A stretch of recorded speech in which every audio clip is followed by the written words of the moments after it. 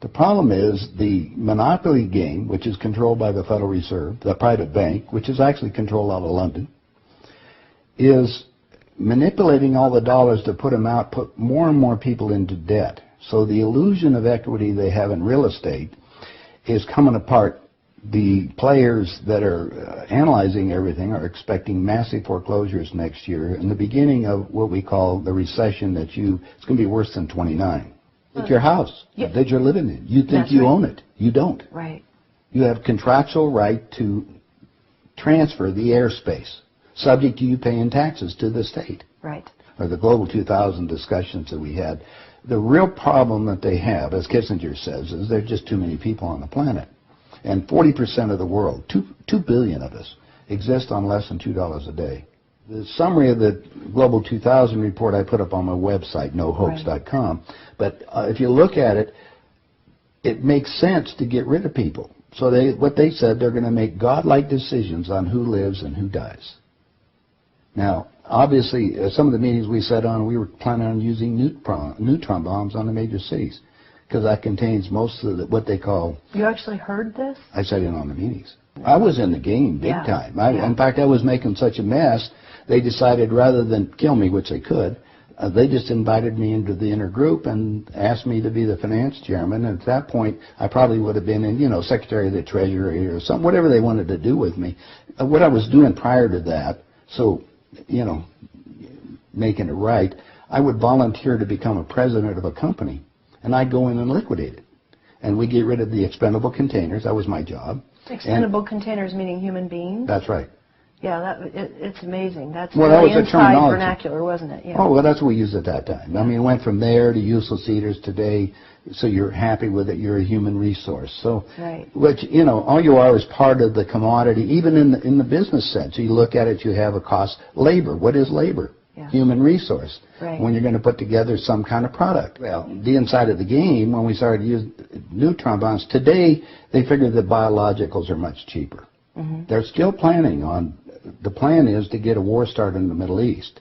And they're still planning on using a neutron bomb, or one of the bombs that they've got developed on Israel. And that's to begin World War III, which is all in the cards. And it's going to happen. They even put a monument up to this whole program. It's called the Georgia Guidestones.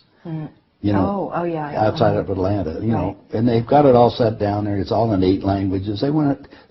Basically, it's fait accompli as far as they're concerned. It's just to get the thing going in the Middle East, and it's not going fast enough. I mean, Carter put this thing in, so we have the Plan 2000, with the war starting in the year 2000 in the Middle East. Right.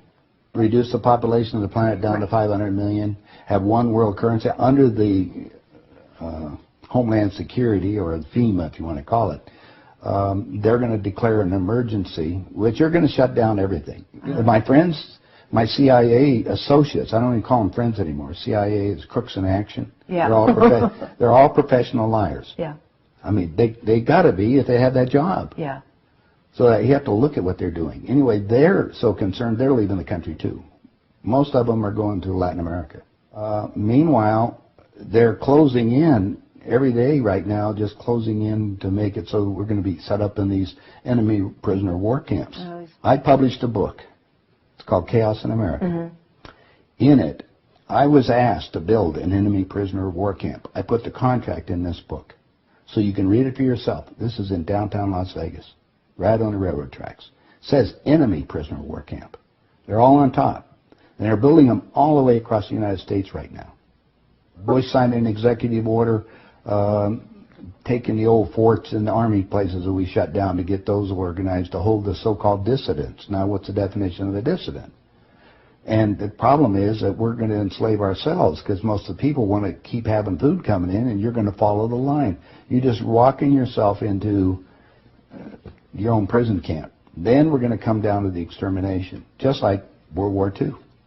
Well, Phil and I have lectured together. I know Phil Snyder. He's dead now. Yeah, I know he's dead. And so what about what he was saying about the number of bases at that time? I think it was 129 bases before he died. Underground had already been built. Is that all for the elite? Yeah. Really? What are they going to do with the rest of the people? They just get rid of them, leave them above ground and be radiated. Now, my son happens to be a nuclear physicist. Spent the last 3.5 years in a secret city in Russia. They're about 12 years ahead of us. They have 22,000 nuclear warheads. And of course, we're the target. The Soviets had 3 nuclear submarines on the west coast and 3 on the east coast. They're about 2 football fields in length, 5 stories tall, and they all are nuclear powered and aimed at our major cities. West Coast gone. Well, because the plan is the northern hemisphere is where they're going to release the nuclear bombs, and the theory was that the winds from the North Pole that are coming down, because that's increasing drastically, will go to the equator, and there will be very little spillover because of the reverse of the winds, because of the southern hemisphere. Okay. So therefore, the nuclear radiation here will be a lot more than the southern hemisphere. And this is a fait accompli, you believe? Oh, they think so. Oh, yeah, they think they've won. That's the reason why they don't bother about me talking about it. They don't care whether you know or not. What are you going to do about it? And you have no idea what China is until you go over there for yourself. With 1,300,000,000, you understand, almost, well, a little over 4 times our population. Right. It's, you know, I spent some time over there and I had some government friends. They think what they're going to do is let the West go have its fight. And then they want to clean up. They say it's been 5,000 years. We want to run the world when we get through. And what they're doing? Acquiring all the assets. They figure that Canada and the United States, the property there will, the food growing areas will be enough to take care of their people. And that's what they're looking at. Why are they? I mean, they bought so oil. the U.S. will become a resource.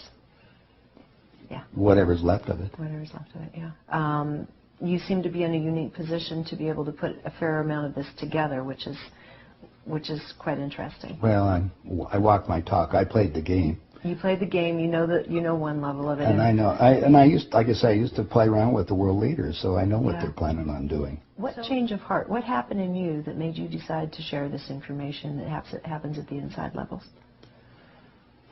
Well, it come back to a moral situation that happened to me, I think. When I flew to Aspen. I brought my 2 daughters up there so they could go skiing. And when I was invited to this meeting, when I walked into the room, the world leaders were there. That's when they asked me to be the finance chairman. As they said, we'd like you to be the finance chairman for the next president of the United States. And the first thing I asked is, why me? And they said, well, we owe you a favor. Remember, I told you I volunteered to be president of the companies as I went down. And then you liquidate, I didn't charge them anything for it. It was just a game. I see. And anyway, that's what they said. So I thought you'd be good on the team, yeah. I'd be a team player. I just did it because it was, another one of these things. So next thing I asked them, I said, well, wait a minute. I just started this $100 million project.